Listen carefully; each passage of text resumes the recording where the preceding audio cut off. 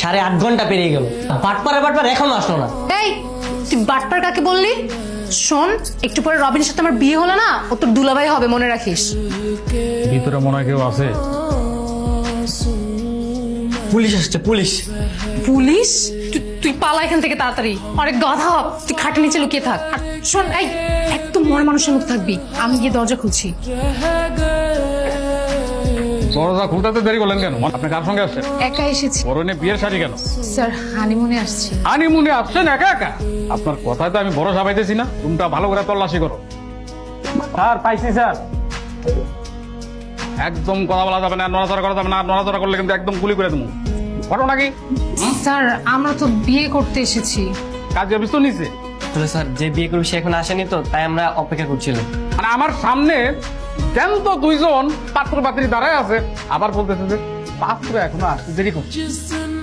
আসলে স্যার, কোনো কথা হবে না, একদম কোনো কথা হবে না। এখন আপনার কাজে অফিসে যাবেন, বিল্ডিং এর নিচে কাজে অফিস, সেখানে যাবেন, আপনাদের দুজনের বিয়ে পড়ায় দিব, তারপর আপনাদের কাজ শেষ। কিন্তু স্যার, ওকে তো বিয়ে করা সম্ভব না স্যার। অসম্ভবকে সম্ভব করাই হচ্ছে পুলিশের কাজ, আর সেটা আমি করব। যদি আপনারা এই মুহূর্তে যদি কাজে অফিসে না যান, তাহলে থানায় যেতে হবে। থানায় গিয়ে দুইজনরে এমন ভাবে বাস ডলা দিব যে একদম সাইজ হয়ে যাবেন। কি থানায় যাবেন না কাজে অফিসে যাবেন?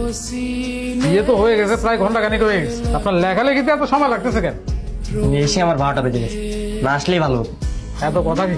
না না, এখানে সাইন দেন। ভালো থাকো, সুস্থ থাকো। স্বামী স্ত্রী হিসাবে যাতে ভালো থাকো, সুস্থ থাকো, সেই দোয়াই করি। আর কোন ধরনের সমস্যা হলে সাথে সাথে আমার জানাবা। আসছে সব সমস্যা নিজে সৃষ্টি করে, এখন আসছে সমস্যা হলে জানাবা। ফাসি এই শেষমেশ এই বান্ধবীকে বিয়ে করতে হলো। এই ন্যাকামি করিস না তো, কানের কাছে ঘ্যান ঘ্যান শুরু করে দিছে। আমি আছি রবিনের টেনশনে। আচ্ছা শান্ত, রবিনের কোনো বিপদ হয় নাই তো? বিপদ মানে মহা বিপদ হগর। আজকে যা কিছু হয়েছে এর জন্য আমি অভিশাপ দিব ওকে। শান্ত, তুই তো দেখি মহা খারাপ রে। আচ্ছা শোন, এসব কিছু বাদ দিয়ে চল তোর বাসায় যাই। আমার বাসায় মানে? আমার বাসায় তোর কি কাজ? আমার বাসায় তোর কোনো কাজ নেই। ও মা, বিয়ে করলি আমাকে, এখন বউ নিয়ে বাসায় যাবি না?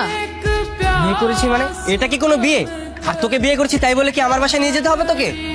দেখ ভাই, বিয়েটা কিন্তু আমি আমার নিজের ইচ্ছায় করিনি, তুই জোর করেছিস তাই আমি করেছি।